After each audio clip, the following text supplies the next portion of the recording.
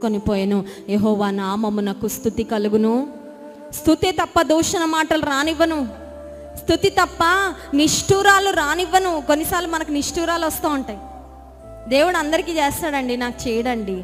దేవుడు అందరినీ జ్ఞాపకం చేసుకుంటాడండి, నన్ను మాత్రం జ్ఞాపకం చేసుకోవట్లేదండి అని కొన్నిసార్లు స్తుతించడానికి బదులుగా నిష్ఠూర పడుతూ నిష్ఠూరాలు కొన్నిసార్లు నువ్వు వ్యక్తపరుస్తూ ఉన్నావేమో. దేవునికి ఆ అనుభవము ఇష్టం లేదు.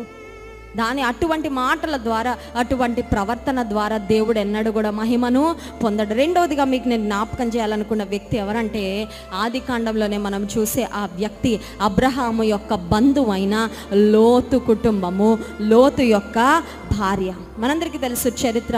ఆదికాండ గ్రంథంలో మనం గమనించినట్లయితే అబ్రహామును దేవుడు పిలిచినప్పుడు అబ్రహాము కల్దీయ దేశాన్ని విడిచిపెట్టి దేవుడు చూపించే దేశము వైపుగా తన ప్రయాణాన్ని ప్రారంభించినప్పుడు అబ్రహాము యొక్క బంధువైన లోతు